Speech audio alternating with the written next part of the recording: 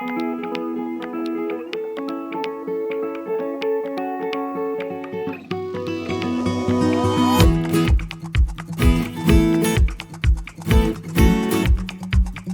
hey everybody, thanks for joining us. This is the podcast that we like to call Heroes Like You, where we explore the lives of extraordinary people who've done extraordinary things and discover that they are in many ways very similar to you and I. I am Joe Belliston, and today we're going to dive into the lives of two comedians. Our featured conversation is with a good friend of mine, Matt Meese, who you may know from the sketch comedy show Studio C. Matt is a great actor, he's a great sketch comedian, and even better, he's a great human being. In this interview, Matt offers some great insights into why he's doing what he's doing and what was the impetus that got him to where he is today. We're also going to learn about one of my favorite comedians from the past who I'm sure you've heard of. We're going to learn about some of the hard things he went through and how he overcame them to leave his mark on history. I hope you enjoy it. Hey Matt, thanks for hanging out with me today, man. This is really fun for me and really great that we get you right here in person. Thank you. It's a pleasure to be here in person.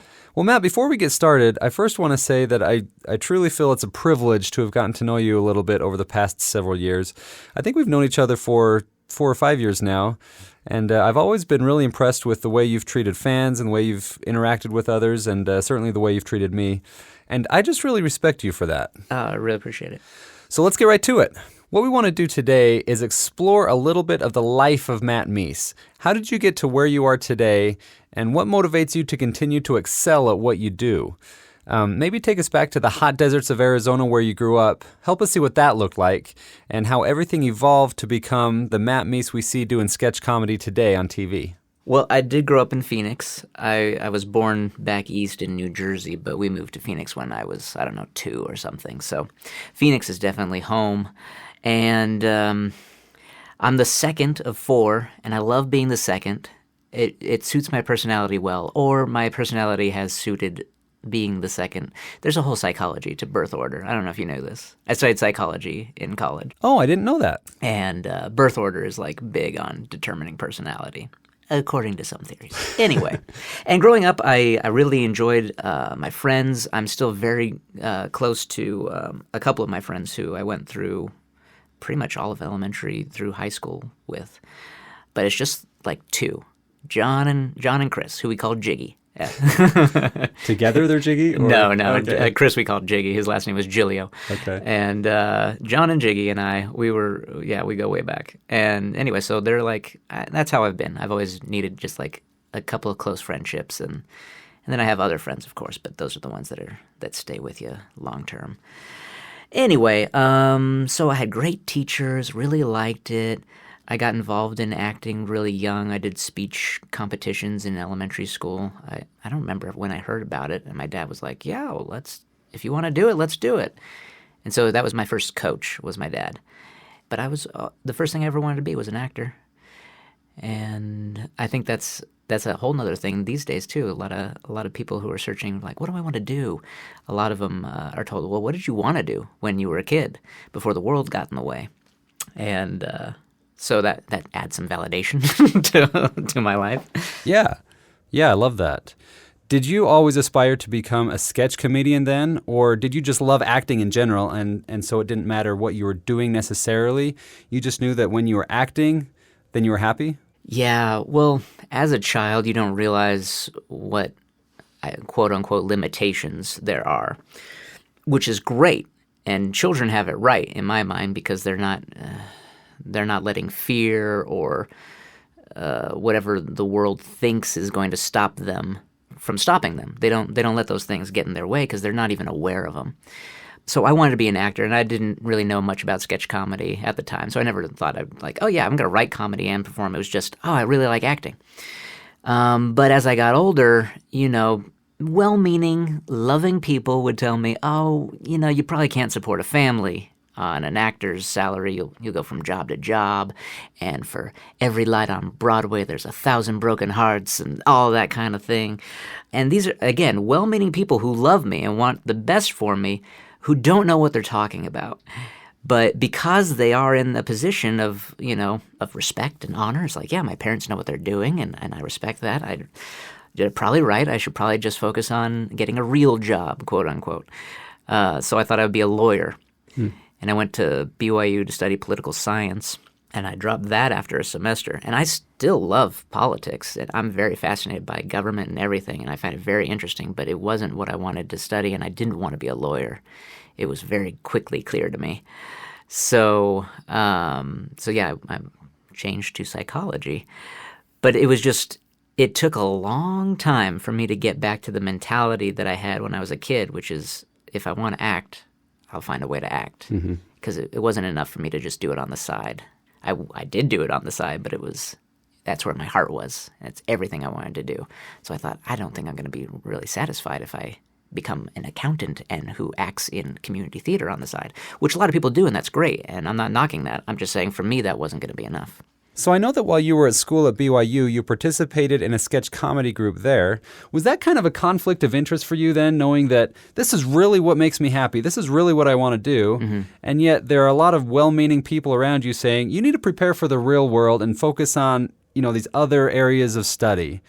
I was really fortunate doing Divine Comedy at BYU, which is the sketch comedy group on campus.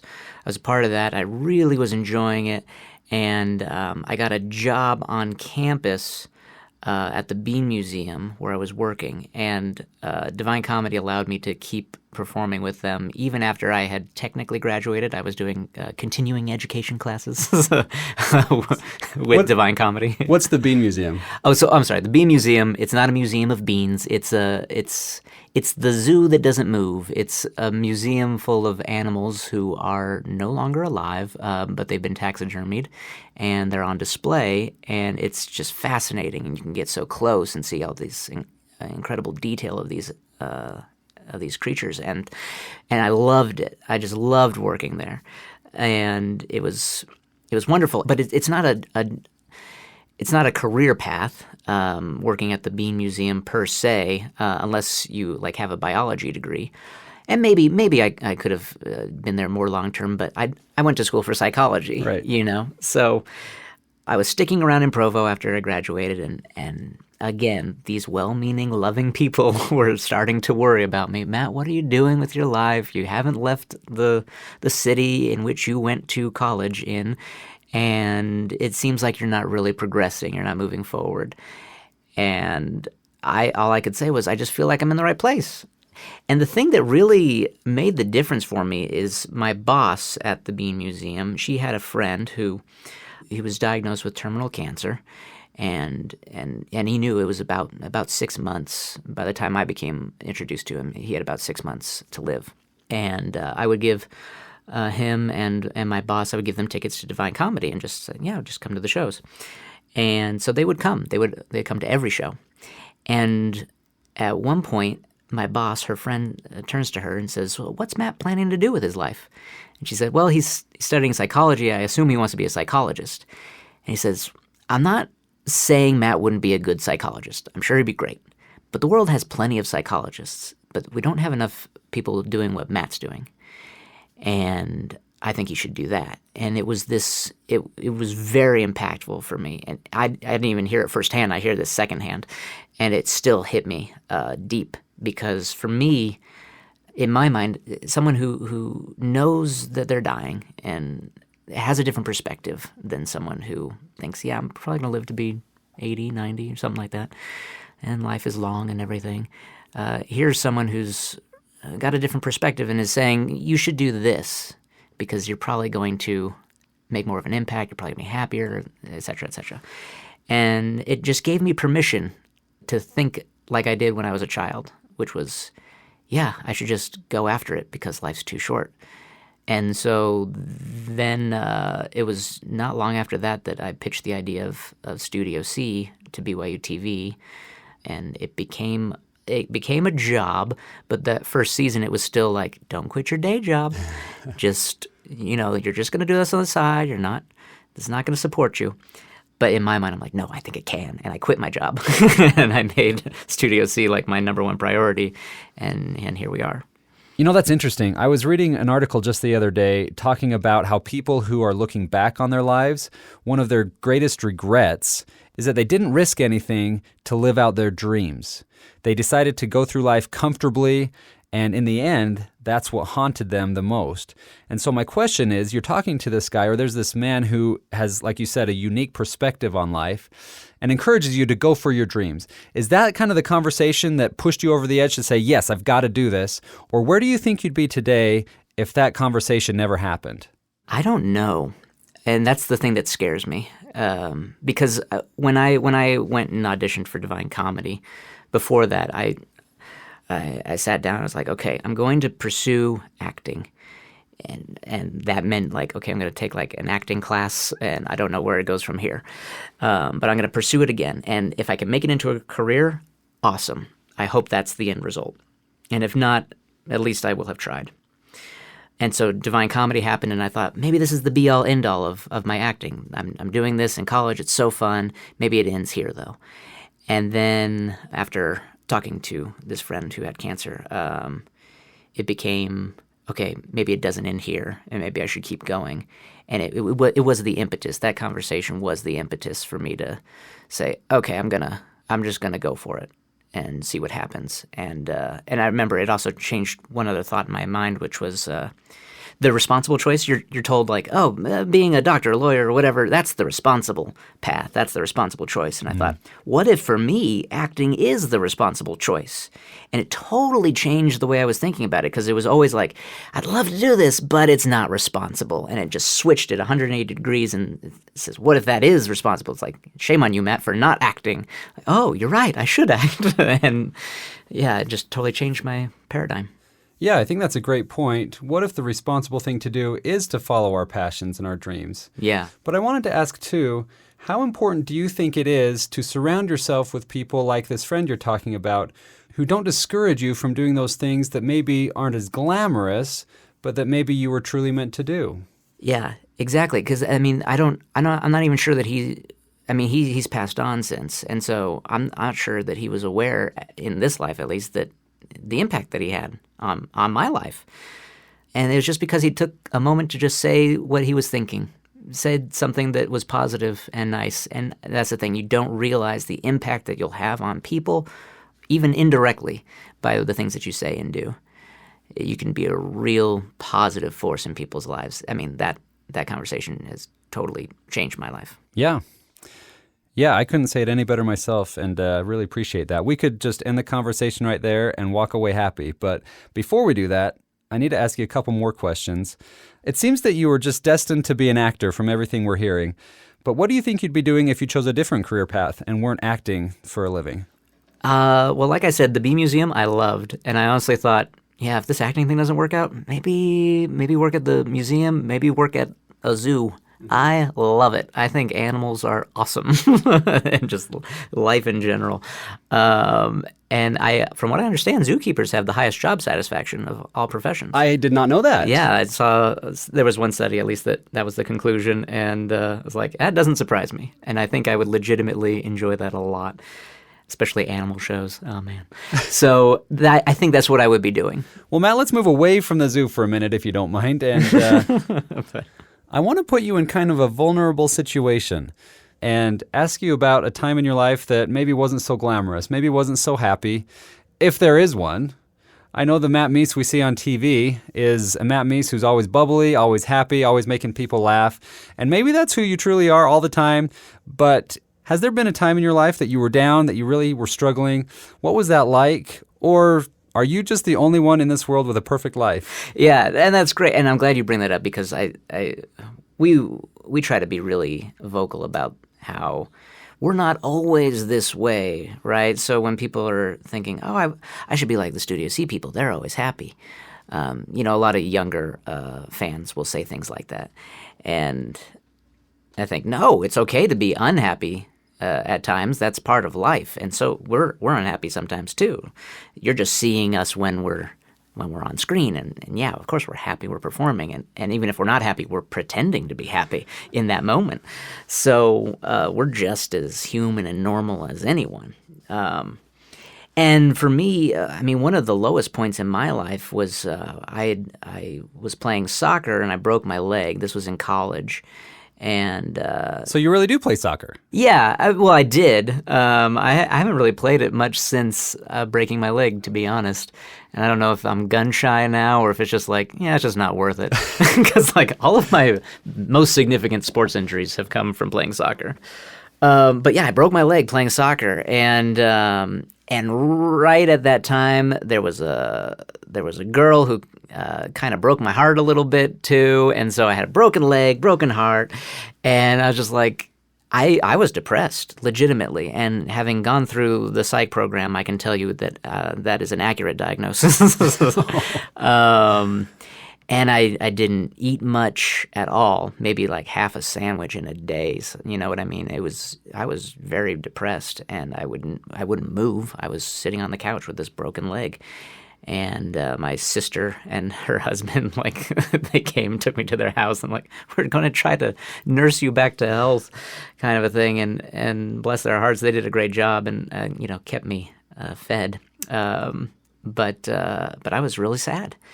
And it was at that time that I reflected back on happier times, and I was just thinking about in high school. I did a couple of plays in high school, and remembering that time and those people that I did that with really lifted my spirits.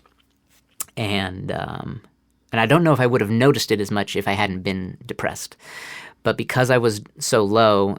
That really stuck out to me as a moment of like, oh, I should chase this feeling. If thinking about acting is making me this happy, then acting is probably going to be a good thing for me to pursue.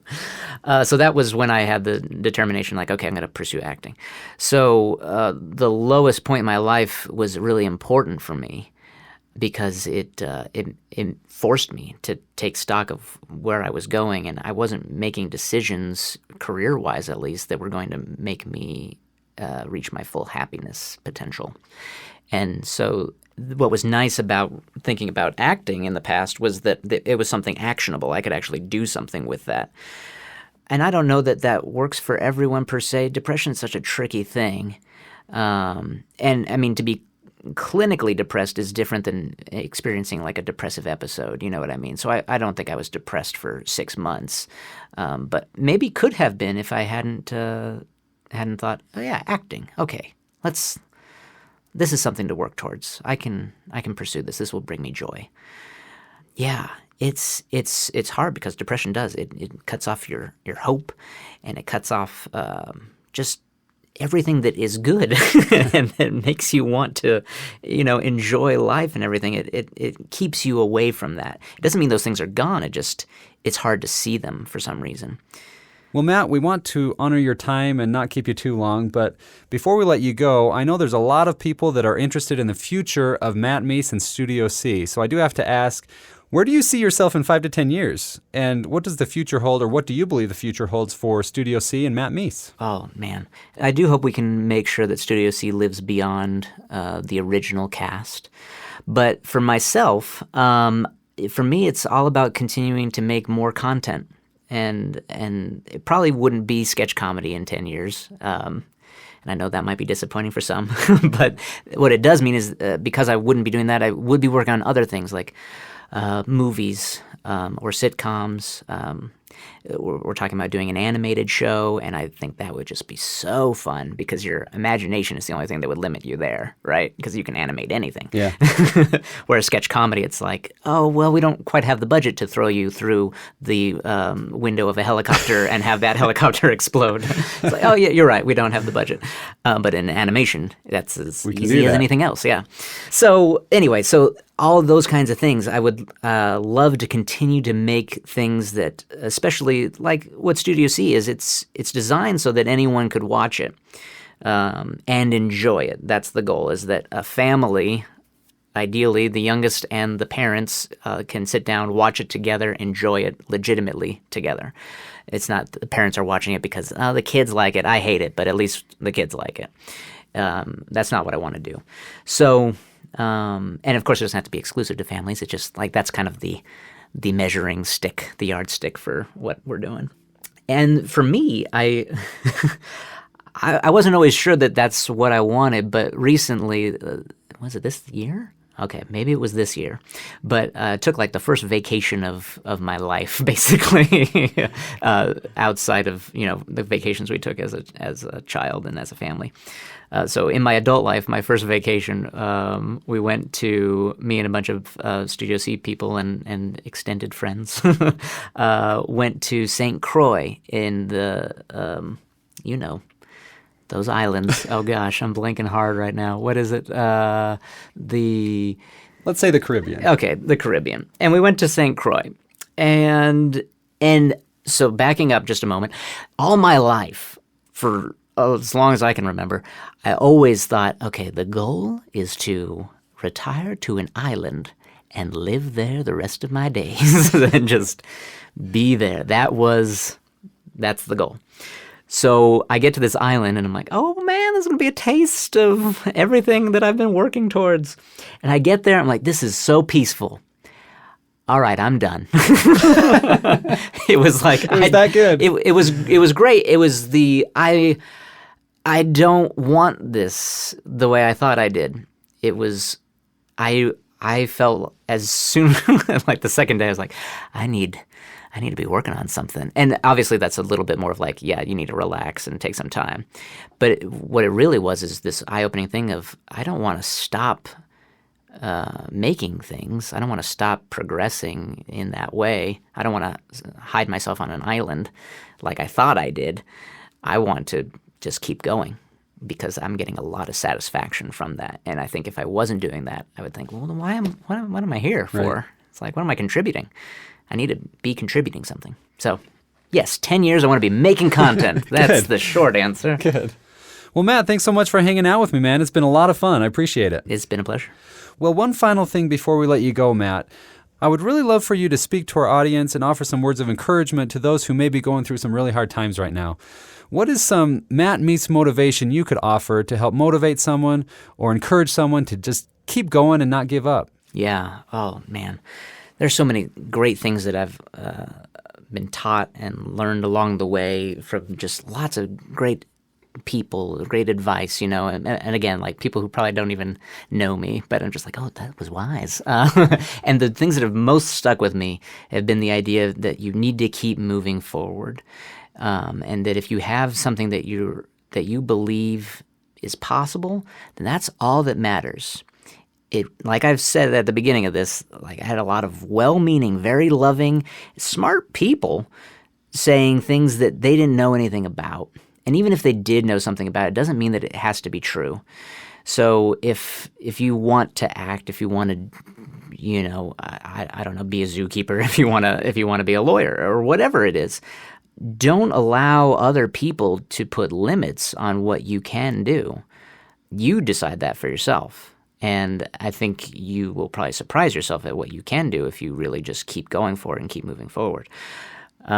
So that would be, I think, my advice is to know that failure is part of the game too. Oh man, there's so many good things that I could share, but like we throw away at least more than half of what we create with sketch comedy. So I write something, 50-50 chance I'm going to throw it away because and this is what I do professionally. So failure is part of the game, and I don't think that's exclusive to sketch comedy. So plan to fail. Know that you're going to fail. Know that that's part of it. It's okay. That's how you learn. Everyone who's ever succeeded has failed, so just embrace it and use it to keep going, and know that you determine it. It's your life. You determine, and don't let others determine it for you. Yeah, man. Great stuff. I really, really appreciate the time. I know I'm better for it. I know our listeners are better for it. Thank you so much for coming and sharing your thoughts. Thanks, Joe. He is Matt Meese. You can watch him on YouTube at Studio C. You can see him on BYU TV. It's great family-friendly sketch comedy. So bring everybody, sit down, watch Matt and the other cast members, and enjoy a good laugh. Well, I hope you enjoyed that as much as I did. Matt is really such a good guy and had some great advice. What did you like to do as a kid? And are those the same things that you enjoy doing today? Don't let anybody tell you that you can't and that you shouldn't go after those things. Well, I hope that inspired you a little bit, and I hope that this next story will also inspire you. This is a story of another comedian that I really love, whose story has really motivated me, and I hope it does the same for you. It was 1923. A young boy named Richard was selling newspapers to help support his family. You see, 2 months before he was born, Richard's father had died and left the family destitute. Richard knew that his father had once performed as a circus clown, and he often practiced being funny and telling jokes to feel a connection with his father. On this particular day, Richard was selling papers with even greater motivation than just putting food on the table. On this day, the actor Raymond Hitchcock was coming to the local theater, and Richard wanted desperately to go. So, to earn enough money to buy a ticket, Richard was making faces and telling jokes and wisecracks to convince people to stop and buy his papers. As luck would have it, though, no one was buying his headlines. One man, however, stopped and asked why he was so anxious to sell his papers. Richard told him of his plan, and the man asked how much for all of the papers. Richard told him $1, and he quickly had enough money for the show. Richard soon learned that the stranger was Raymond Hitchcock himself, and he was treated to a backstage tour where he instantly fell in love with show business and discovered that his life's purpose would be to make people laugh. Richard wasted no time chasing his dream and promptly dropped out of school and soon became part of a traveling medicine show. However, after falling off the stage into the audience during his very first performance, he worried that his dreams were shattered. But to his surprise and delight, the audience roared with laughter as he struggled to get back onto the stage. Falling became a regular part of his routine after that. Richard always worked really hard to make people laugh and spent a lot of time on his jokes. But not everybody liked his comedy. In the 1930s, Richard became a popular master of ceremonies for dance marathons or walkathons. And on one particular occasion, the winner of one of the walkathons, Edna Stillwell, approached Richard after winning the contest and told him that she didn't like his jokes. He must have discovered quickly her sense of humor because they were married soon after. In 1944, the darkness that was World War II would directly affect Richard. He was called to fight overseas, but war was contrary to his cheery and sensitive nature, and the trauma of the army weighed on him, and he soon became so ill that he developed a stutter and suffered a mental collapse. He was shipped back home and was admitted to a dismal hospital with little hope of recovery. It was there that Richard met his roommate, a severely wounded man named Smitty. To take his mind off of his own suffering, Richard decided to focus all of his energy on cheering up Smitty, and it was his own comedic therapy more than the traditional medical treatment that helped Richard recover. This wasn't the last time Richard would fall ill from stress and heartache. In 1957, Richard's son was diagnosed with leukemia. Every time his son's name was mentioned, it would tear Richard's heart out. One year, the realization that he may be spending his last Christmas with his son overwhelmed Richard so much it caused a nervous breakdown that almost ended his life. However, once again, Richard chose to focus his energy on others and wrote publicly at the time that good comes out of everything, even tragedy such as ours. Richard always lived by this credo: have a little laugh at life and look around you for happiness instead of sadness. Laughter has always brought me out of unhappy situations. Even in your darkest moment, you can usually find something to laugh about if you try hard enough. Within moments of being born, Richard's mother noticed his bright hair and decided to give him a nickname, Red. And it seemed that he would indeed achieve his life's purpose of making people laugh. Red Bernard Skelton, the son of a clown, would star in dozens of movies and television shows. He would host widely popular radio shows and his own television show. And he now has a star on the Walk of Fame on Hollywood Boulevard. The Red Skelton Hour was one of the highest watched shows on both NBC and CBS. He had nearly every famous person on his show, and nobody ever turned him down because, as Red said, everyone has a secret desire to play a clown. Despite his success and fame as a comedian, Red liked to refer to himself as a clown rather than a comedian. A comedian goes out and hits people right on, he said.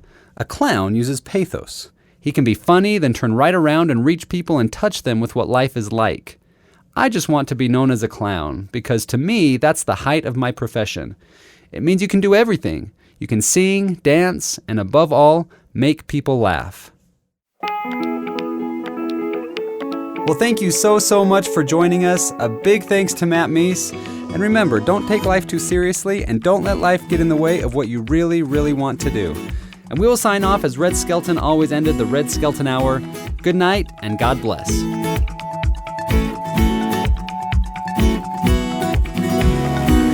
know what I do every morning?